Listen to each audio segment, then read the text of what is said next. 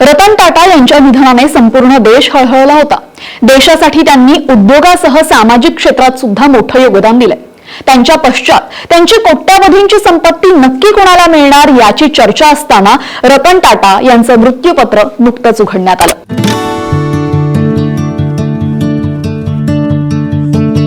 आणि त्यात टाटा यांनी त्यांच्या संपत्तीचा 1/3 हिस्सा म्हणजे जवळपास 500 कोटींपेक्षाही जास्त संपत्ती मोहिनी मोहन दत्ता यांच्या नावे केलेली आहे।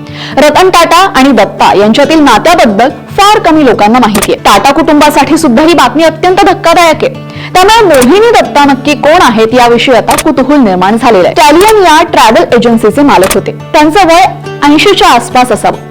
दरम्यान 2013 मध्ये ते ताज ग्रुप ऑफ हॉटेल्सचा भाग असलेल्या ताज सर्व्हिसेस मध्ये त्यांची कंपनी विलीन करण्यात आली।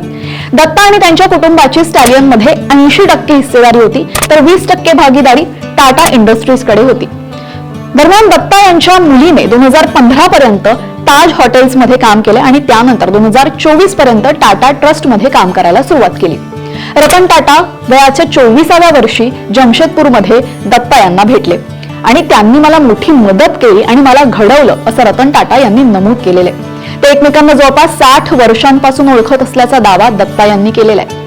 डिसेंबर 2024 मध्ये NCPA मुंबई इथं आयोजित रतन टाटा यांच्या वाढदिवसाच्या समारंभात सुद्धा दत्ता यांना आमंत्रित करण्यात आलं होतं। दरम्यान रतन टाटा यांची संपत्ती सुमारे 8000 कोटींपेक्षा जास्त असल्याचा दावा केला जातोय आणि याच संपत्तीपैकी 500 कोटींपेक्षाही जास्त संपत्ती ही आता रतन टाटा यांनी मोहिनी मोहन दत्ता यांच्या नावे केलेली आहे। त्यामुळे कधीही प्रसिद्धीच्या झोतात न आलेले मोहिनी मोहन दत्ता यांची चर्चा आता सर्वत्र सुरू झाली आहे।